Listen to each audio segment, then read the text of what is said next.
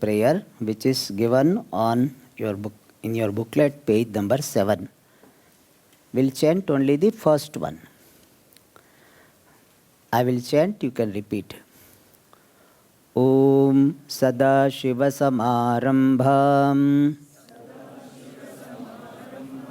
Shankaracharya Madhyamam Asmadacharya Paryantam Vande Guru Paramparam. Now I will chant another shloka which is not given. You can repeat. Satchidananda Rupaya Vishvotpatyadi Hetave Tapatraya Vinashaya Shri Krishnaya Vayam Namaha.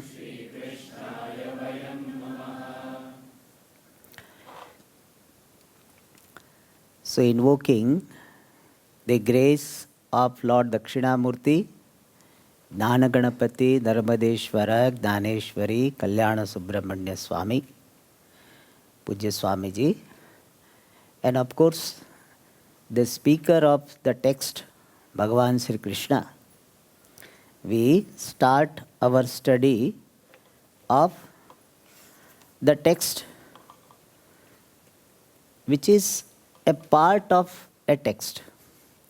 So we are going to see the gurus of Dattatreya, which are mentioned in the text called Uddhava Gita.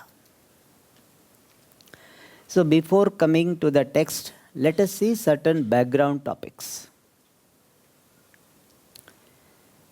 In India, generally people, if they are not influenced by Western culture, they greet how? Namaste. That is how we say Namaste. In North India, they say Ram Ram. It is almost similar to Namaste. Namaste means Namaha Te. Salutation to you. This is a representative expression of Indian culture. It represents the attitude, the belief system, the understanding prevalent in this country, in this culture. Generally, our culture is known as Indian culture. But true name of this culture would be Vedic culture, Vedika Samskriti. Culture in Sanskrit, it is called Samskriti. And it is Vedika Samskriti. Vedika Samskriti means culture based on Vedas. And this culture is a religious culture. Means this culture is highly influenced by the religion prevalent in this country. And the religion prevalent in this country is generally known as Hindu Dharma. Religion is Dharma and name given is Hindu Dharma. But here also, real name of the Dharma prevalent in this country is not Hindu Dharma. Hindu Dharma is the name given by others and we accepted it and we don't mind. But our real name is, the name of the religion, Dharma in this country is Vedika Dharma. So the Dharma prevalent in this country is Vedika Dharma. The culture prevalent in this country is Vedika Samskriti. Because culture is based on Vedas and the dharma also is based on Vedas. So real name is Vedika Samskriti, Vedika Dharma. But it happens no that somebody's name is Subramanyam, but people call him Ravi Ravi. So he also, when he introduces who is speaking, Ravi speaking.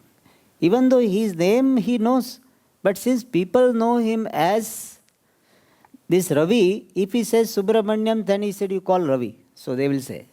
Therefore he also has to say Ravi. Similarly, real name of our dharma is Vaidika Dharma. But since people know it as Hindu Dharma, therefore we have to say what? Hindu Dharma. But real name is Vaidika Dharma. Why is it Vaidika Dharma? Is it called? Because it is based on Vedas. What are Vedas? Vedas are the fundamental scriptures in this dharma, in this culture, in our tradition. And Vedas are written by whom? People will say Veda Vyasa. Veda Vyasa because Veda and Vyasa. So Veda Vyasa wrote Vedas. That is not true. Vedas are not authored by any human beings.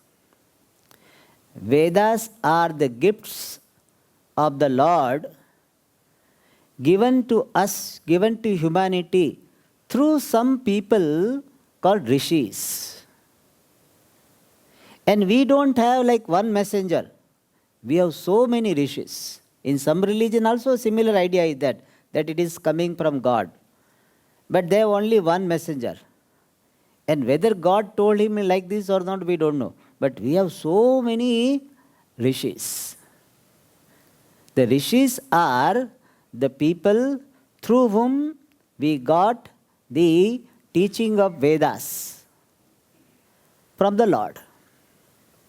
So Vedas are the fundamental scriptures not authored by any human being, and we have received through rishis.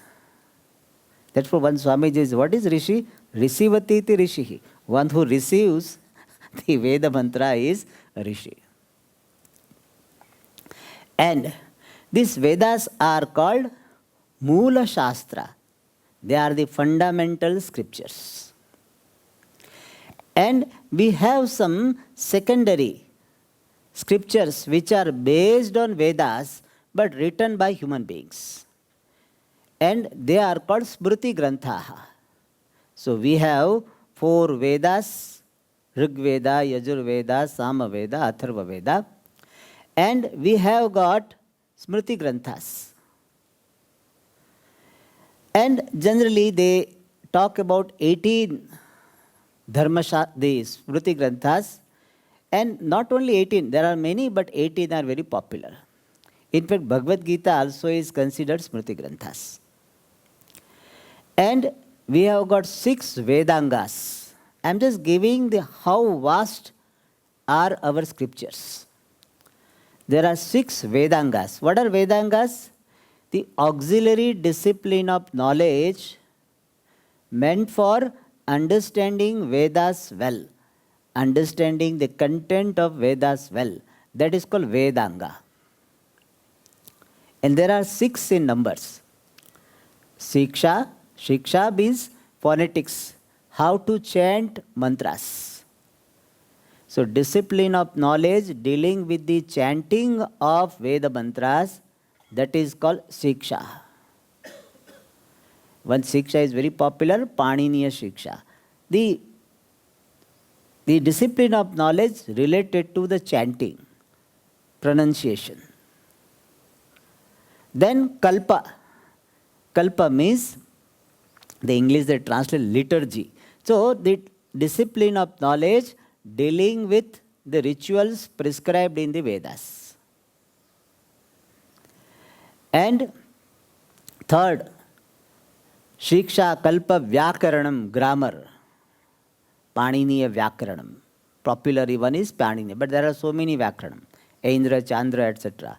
But popular one is the Paniniya Vyakaranam. Then we have got Nirukti. Niruktam, not Nirukti, Niruktam. The discipline of knowledge dealing with the etymology of words used in Vedas. That's called Niruktam. Then we have Chandas, prosody, means the discipline of knowledge dealing with the structure of the mantras. Like Anushtup Chandaha, Trishtup Chandaha, Brihati Chandaha, Gayatri Chandaha. Chanda means meter, the structure of the mantras. So it's a huge science, huge discipline of knowledge. That is called Chandas. And the last one is called Jyotisham, astronomy and astrology. That is called Jyotisham. Why is it called Jyotisham? Because it is related to Jyotihi, luminaries, different planets, stars. Therefore, it is called Jyotisham. And it was astronomy, means how the position of the planets will be there in a during particular period of time. When Amavasya will happen, when Purnima will happen. Because certain rituals are to be done on Purnima. When Purnima will come, it is not exactly after 15 days. Sometimes after 14 days, sometimes after 16 days. And therefore, we require to study these luminaries, their movement. And that study is called Jyotisham. And by extension, Phala Jyotisham means predictive astrology. That based on the conditions, based on the position of the planets in a given nakshatra, there is a possibility of certain situations in the individual's life and in his country or in the universe. So that's predictive astrology also is included in Jyotisham. So how many 6 sanghas are there? Siksha, phonetics, Kalpa, discipline of knowledge with dealing with ritual, Vyakarana, grammar, Niruktam, etymology, then Chandas, prosody, and Jyotisham, astronomy, astrology. And Smriti Granthas. Similarly, we have got Mimamsa Shastras, the discipline of knowledge dealing with the analysis of Vedas. Vedas have got 2 parts, Veda Purva Bhaga dealing with karma, Vedanta dealing with Atmajnanam, and both the parts are analyzed. That is called Mimamsa, analysis. That itself is a very big discipline of knowledge, how to analyze Vedas. Then we have got Nyaya Shastra. Nyaya Shastra means the discipline of knowledge dealing with reasoning. How to use reasoning. There are rules and regulations for that. That is called Nyaya Shastra. And we have got one more, Puranas. Purana means this generally translated as a mythology. But it is more than mythology. Purana is a vast literature which is presenting the wisdom of Vedas with the help of stories, anecdotes, metaphors, explanations, various examples. So it's a vast literature. That is Purana. What is the meaning of Purana? Pura api nava Purana. That which is ancient means it has been composed long time back and also is dealing with the ancient stories, Pura. But still Nava.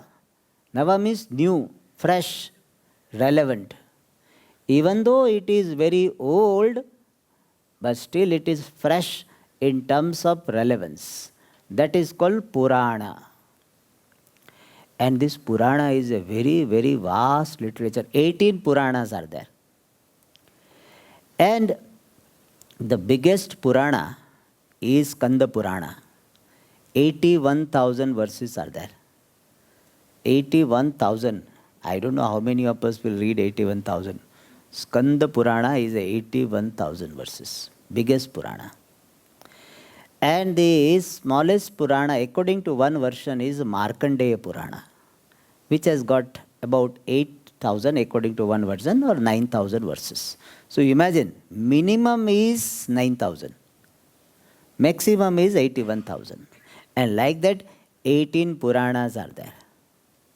One person in Bangalore, he was studying in the Kendra where I was teaching. That person has taken up this mission to study all Puranas. So he reports, Swamiji, I have completed this Purana, I have completed this. Yes, so many he has completed. That's really great, I really admired, that having commitment, Just Swamiji, I want to study, I want to read this, every Purana, every verse. Maybe I think he's reading translation, but that is a very big thing. So instead of watching TV, etc., we have got nice TV, Purana. All right. So this is very, very vast literature. And all Puranas are supposed to be authored by Vedavyasa. Vedavyasa is such a great personality. That's why we are going to celebrate tomorrow. Guru Purnima is what? Birthday of Vedavyasa. Because Vedavyasa is a great luminary in the galaxy of the teachers of tradition. Great star.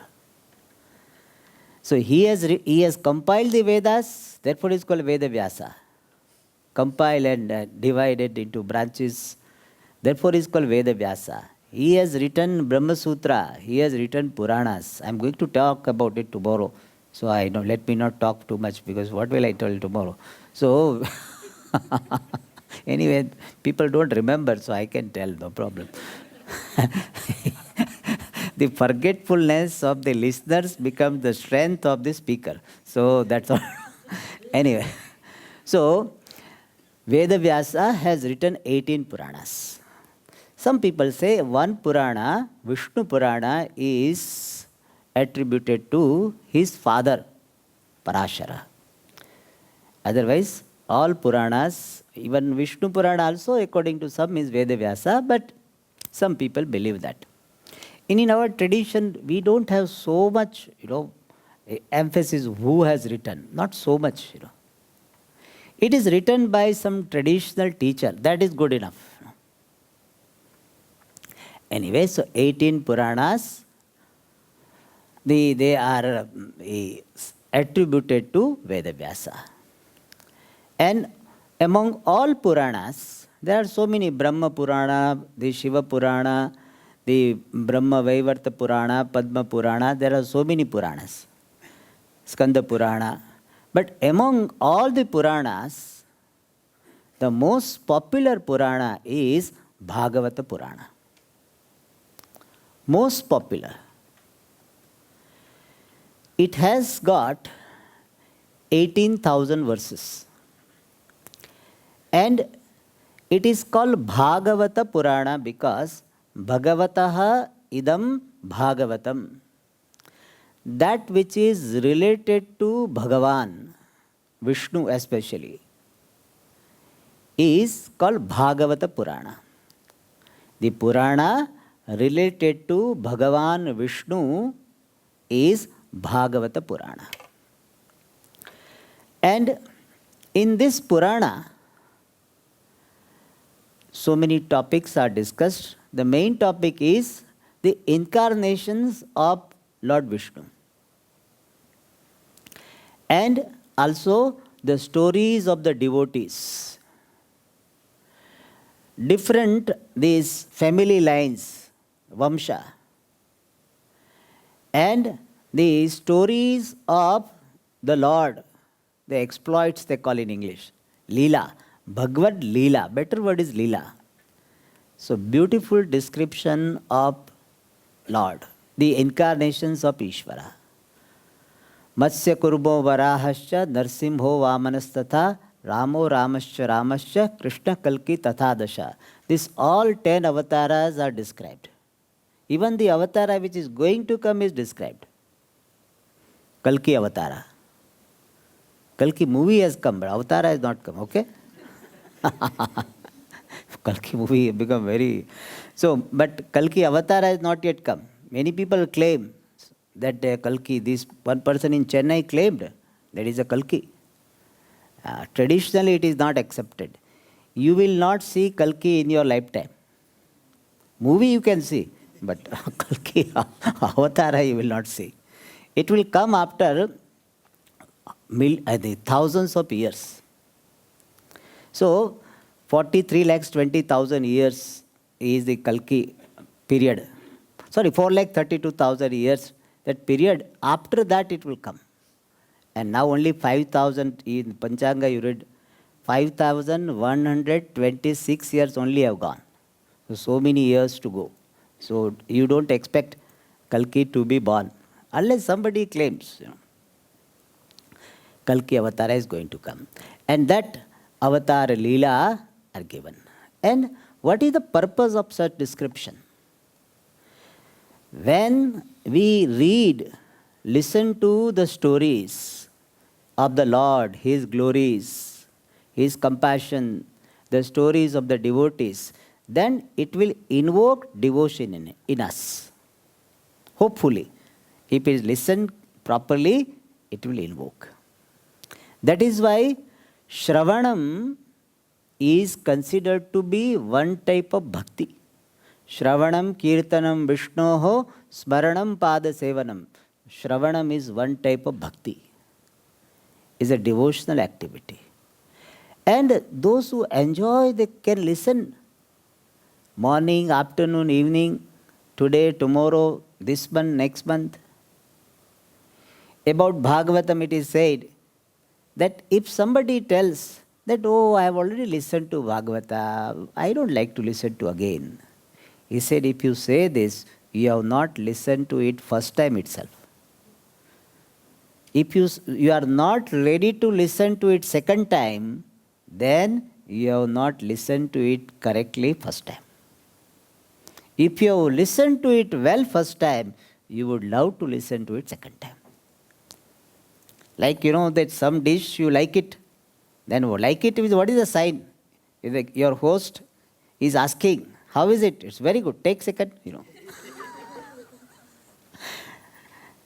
Isn't it? That's how your taking second itself shows that you like the first. Generally, some first is, one is okay, to second not okay. But, so people, those who love, they keep on listening, reading, thinking about it. And it is a very, very great form of devotion, keeping your mind occupied with the thoughts of Ishvara. And that is the purpose of all devotional activities, remaining connected to Ishvara. It keeps you connected with Ishvara. And when you are connected with Ishvara, you will not have sorrow. When you are connected to Bhagavan, there is no sorrow, there is no worry. Hey, Bhagavan is there. And that's why this so much elaborate description is there in Bhagavatam. And this Bhagavata, as I said, has got 18,000 verses and it has got 12 skandha. Skandha means a big division. Canto, in English they call it canto. So 12 cantos are there.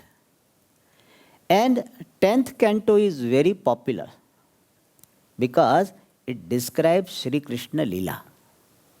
People love this. Dashamaskandha of Bhagavatam is very, very popular among devotees. Those who have listened to Bhagavata, Dashamaskandha means Krishna, Bala Leela, all this, the stealing butter and this Rasa Leela, dancing with gopis and all great Leelas are there. It's a very, very great description.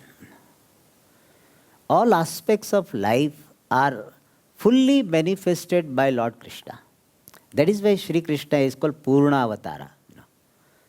Means he touched upon every aspect of life. Love, duty, care.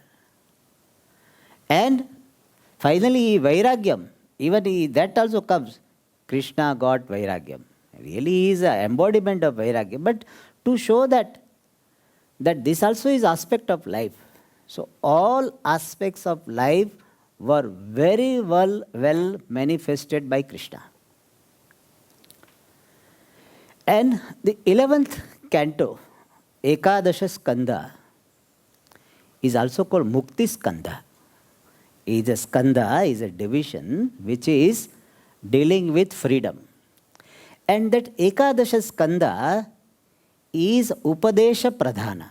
Means predominantly there is Upadesha, teaching of Vedanta, teaching of Shastra. It has got 31 chapters. These 11 skanda, 31 chapters. First chapter is just introduction, where Bhagavan Sri Krishna decides that I have taken care of all unrighteous kings with the help of this Yadusena. But my own people, Yadavas, they themselves have now become indisciplined. And they are also to be destroyed. So they themselves have come with me while destroying others, but now they themselves have become problem. And therefore they are to be destroyed. That story comes in the first chapter. And then afterwards, 2 to 5 chapters is Jayanteya Gita. Jayanteya Gita. We generally know only one Gita, but there are so many Gitas. So one is Jayanteya Gita. Jayanteya Gita is the teaching given by Nava Yogeshwara, 9 great saints, who were the sons of Jayanti. Their mother's name was Jayanti. Therefore, they are called Jayanteya. And Jayanteya Gita means the teaching given by the sons of Jayanti. Therefore, it is called Jayanteya Gita. So, there is a dialogue first between the Narada and Vasudeva, Krishna's father, and then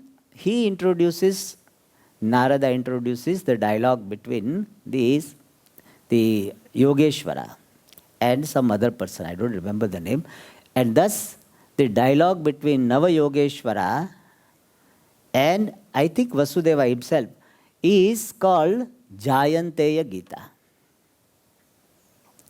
And that is 4 chapters, 2 to 5. And then 6 to 29 chapters, 24 chapters are Uddhava Gita. And there, Bhagavan Sri Krishna has gone to Prabhas, a place in Gujarat, and he is thinking to leave this earth and go back to Vaikuntha. This is a Puranic story. And then this Uddhava, the cousin of Bhagavan Sri Krishna, comes and tells that you take me also with you. Bhagavan said, no, you have to be here.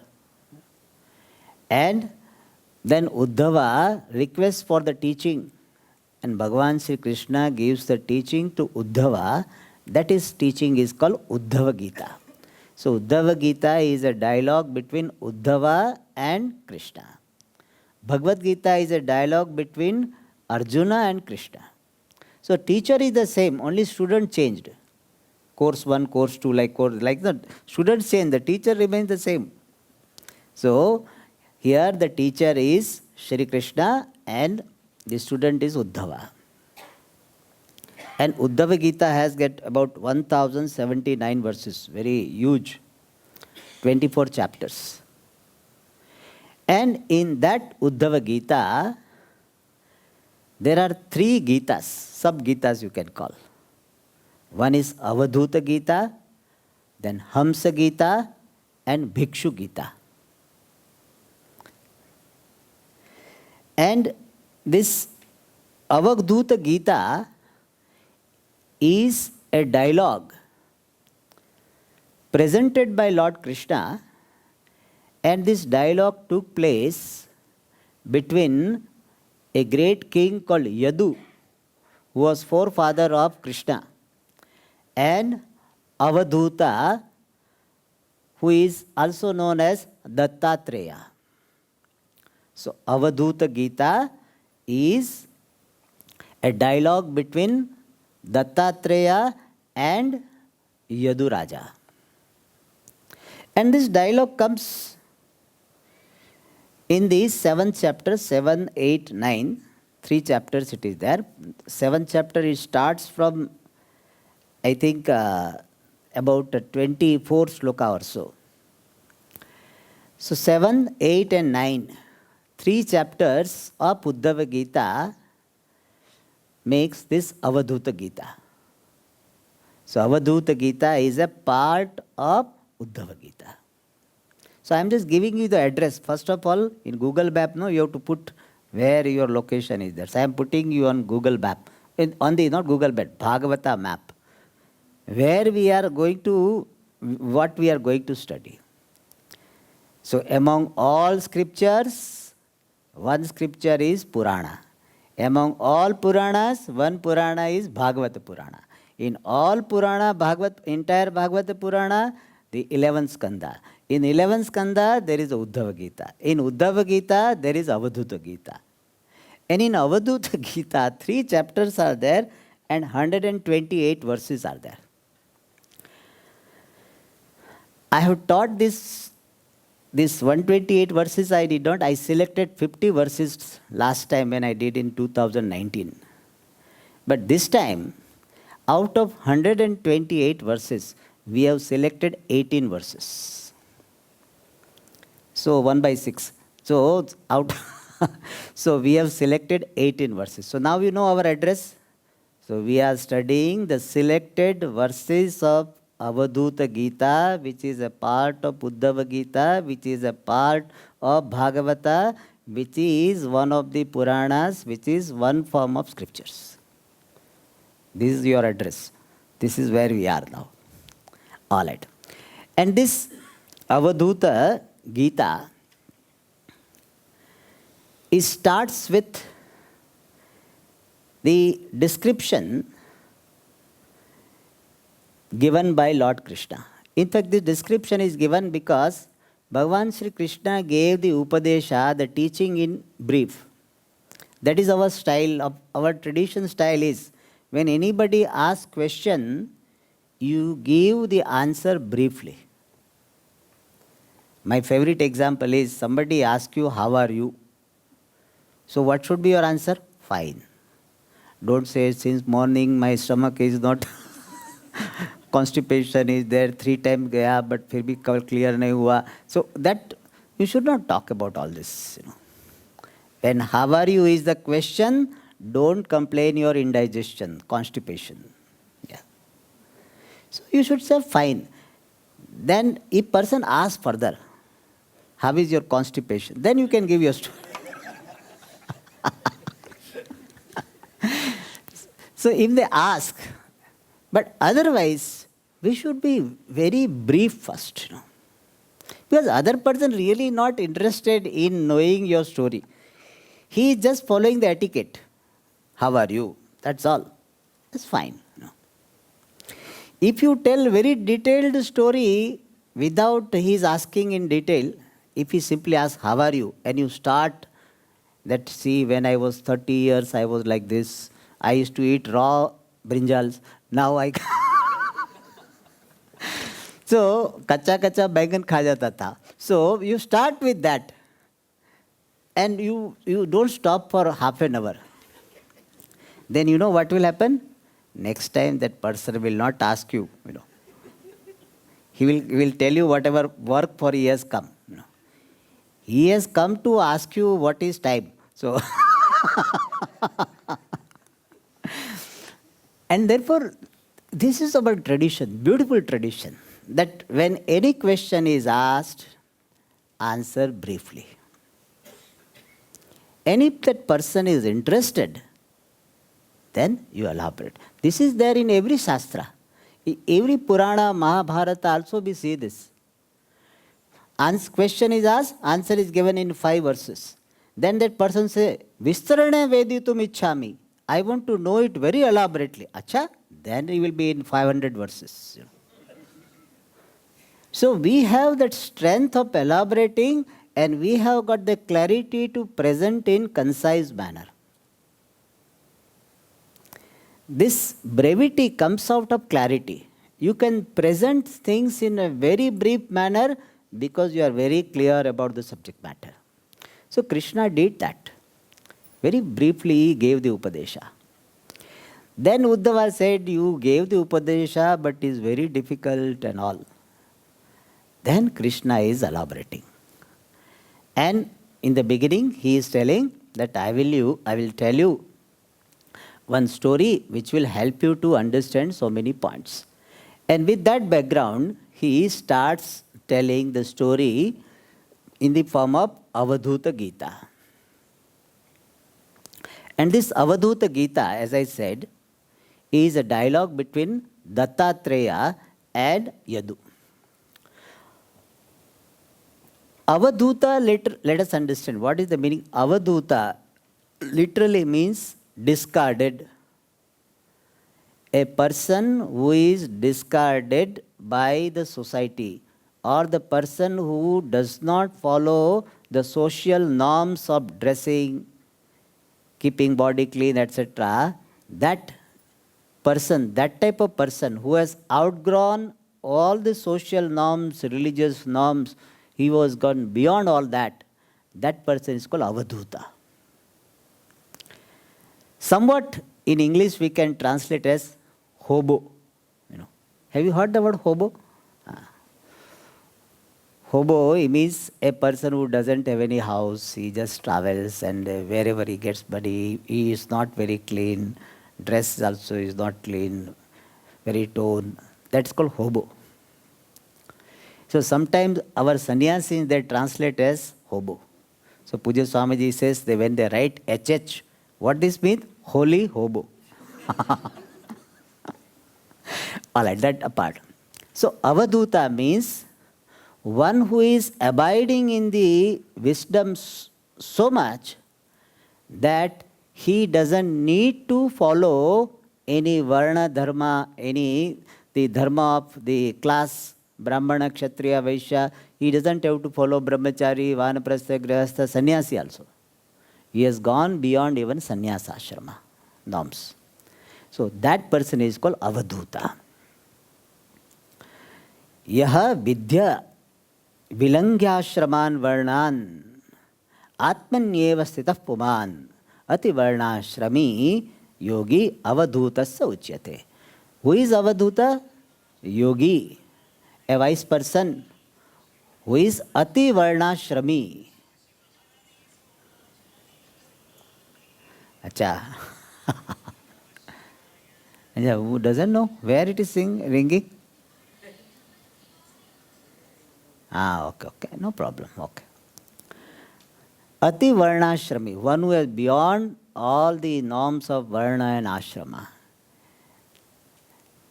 And that is because atmanyeva sthitaha is abiding in self. That person is called Avadhuta. Means one who is jnana-nishtha and not following any norms, need not follow, who has gone beyond all norms, all rules. He will not be hurting or harming anyone. But he will not be like in the morning he gets up and does bath and goes to temple. All things he may not do. He may do, may not do. That person is called Avadhuta. Some people like to be Avadhuta. Swamiji, nice, no rules. But simply by discarding the rules, you don't become Avadhuta. Your not following the norms is coming out of your strength of abidance in wisdom. That is the main thing. And one who has that wisdom, abiding wisdom, and gone beyond all norms, that is called Avadhuta. And who is that Avadhuta? In Bhagavatam itself, in the second skanda itself, some reference is that about Dattatreya. And there it is said, Dattatreya blessed Yadu. So connecting these two, it is said here that Avadhuta is Dattatreya. Who is Dattatreya? Dattatreya is the avatara of Vishnu. Why his name is Dattatreya? Datta means given.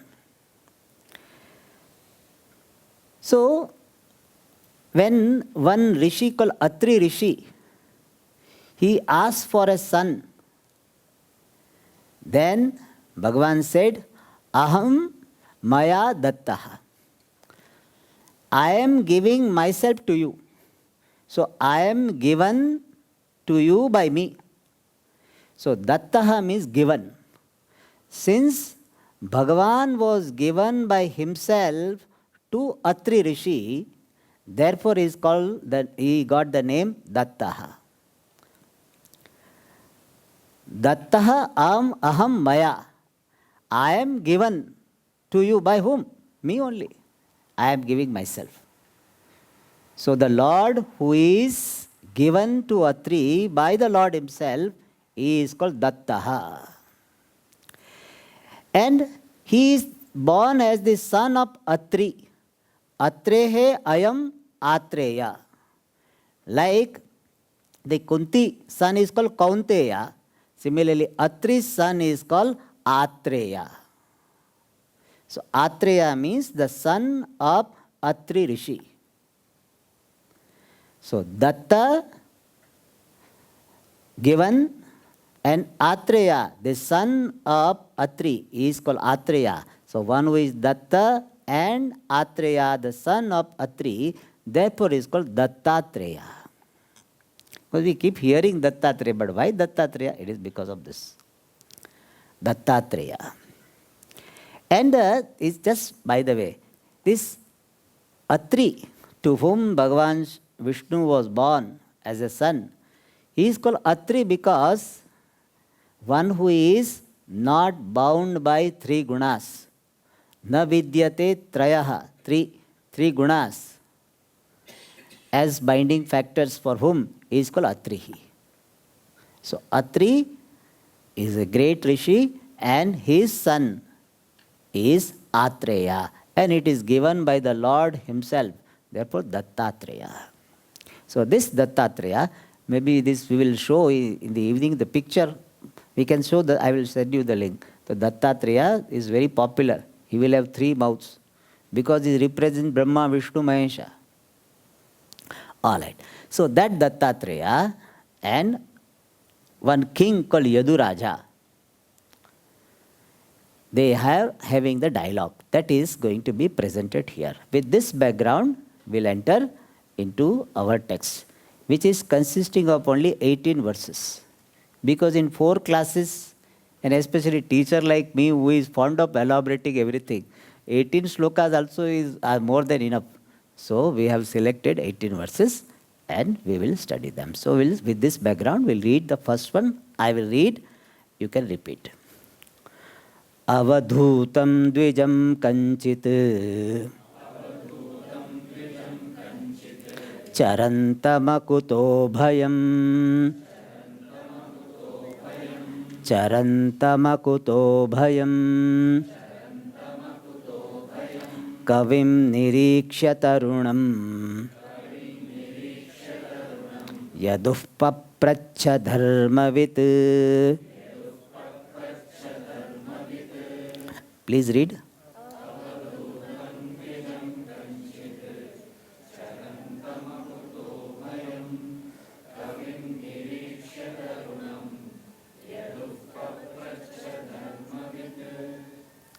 Here Akuto and Bhayam are separate, but really Akuto and Bhayam should be considered one word. Akuto Bhayam. Avadhutam Dvijam Kanchit Charantam Akuto Bhayam Kavim Nirikshya Tarunam Yaduhu Papracha Dharmavit. Today I will not give Rupam. Avadhutam Akaranta Pullinga Avadhuta Shabda Dvitiya Vibhakti Ekvachan. I will not tell this. I have told, but next I will not tell. Alright. Generally when we study, we do all this. In course, when we study, We do all this. But here, and I have got already collection officers also. So if I don't do anything, they will immediately remind. But today they will not do it. They will not ask. All right. So here, Bhagavan Sri Krishna is presenting, introducing the dialogue. And the main sentence here is Yaduhu Avadhutam Papracha. Yadu is the name of the king. Papracha asked. Whom? Avadhutam. So Avadhutam means a wise person. We'll translate as a wise person. Or a person with abiding wisdom. So wise person. So Yadu asked a question to Avadhuta. I've already explained the word Avadhuta. And what type of Avadhuta he was? Dvijam. Dvijam means one who is supposed to have been born in a Brahmana family, or by extension, twice born. Dvija means twice born. What is the meaning of twice born? The person who has been initiated to sacred thread, or a person, we can widely, if taken the wider meaning, a person who is following Vedic dharma can be called Dvijaha in larger sense. So Dvijam means he was born in a family of a Vedika. So Dvijam. And Kanchit, someone. So Bhagavan Sri Krishna is not telling Avadhut is a Dattatreya, etc. So he said some Avadhuta. And who is Charantam. Kanchit means someone. So some Avadhuta who was a Dvija, Vedika, he is born in a Vedika family, and Charantam moving about. How is he moving about? Akuto bhayam. Fearlessly. Without having fear from anyone. Akuto bhayam means not having fear from anyone. One lakshana, one characteristic of every samsari is fear. Some fear will be there. That I should go early, otherwise somebody will sit in my seat, Fear. What will happen to my son? What will happen to my brother, sister, spouse, etc.? Some fear or other. Some fear. Whether I will be able to complete this particular this camp, whether I will be able to attend all of them. Fear. Some fear or the other. And that is the characteristic of every ignorant jiva.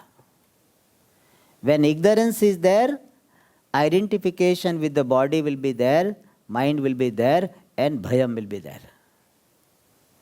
Whereas this person is akuto bhayam. Not having fear from anyone. Fearlessness comes from particular attitude. And that attitude comes from particular understanding. So he has that particular understanding, because of which he has got a particular perspective to look upon himself and the world, because of which there is no fear. You can see this thing in your life. When you have a particular attitude towards the world and towards yourself, then you will have more fear. When you look upon the world as victimizer and yourself to be constantly victimized, Swamiji, I am victimized by everybody, including my parents. Swamiji, since I am born, I am victimized. My brothers, sisters used to victimize. Then I got married, victimized. Then my children victimized. My colleagues used to victimize. Victimize, victimize, victimize. So when you have got victim, that mindset, then you will have fear, fear and fear. Many people have this. Swamiji, I am victimized. So this, when victimized mentality is there, fear will be so much. And if you change that attitude, see, yes, there were some painful situations in life, no doubt. But it is not that only painful situations I had. I had some happy moments as well. And these happy moments came because there were some good people who helped me, who gave so many moments of joy. So let me not conclude that the whole world is victimizer. Let me not generalize the whole world. One of the problems people have is generalizing. They will say, all sannyasis are like this, they will say. All politicians are like this. All people are like this. And therefore what happens? You are deprived of the exceptions, the beauty of exceptional people. So how your attitude is towards the world will decide the degree of fear you have. Healthier is the attitude, less frightened you will be. If you say that world has got many good people as well, in fact more good people are there. In your life, if you see, you might have come across wrong people. But generally, I don't say that everybody, but generally we have come across relatively good people. Wrong people were there, but right people were many. So if that attitude is there, that world is not that bad as I am thinking. It has got some beautiful people as well. So you will not be afraid of everybody. You will be able to trust some people. So point I wanted to highlight is that fear or fearlessness is because of attitude you have. And attitude is sustainable when it is based on some understanding. And this Avadhuta has got the highest understanding. Therefore, he has got the greatest attitude. What is the greatest attitude? Nothing can touch me. Nothing can reduce my happiness, Purnatvam. Nobody can harm what I am, me. Nobody can harm really what I am. And therefore what? Akuto bhayam. And to such Avadhuta, who is Kavi, learned, Niriksha, having seen such learned Avadhuta, who is Tarunam, young, youthful, Yaduhu, a king, Yadu, Papracha asked. What type of Yadu? Dharmavit, who is knowing dharma, who knows the appropriateness of how to ask, with what humility one should ask.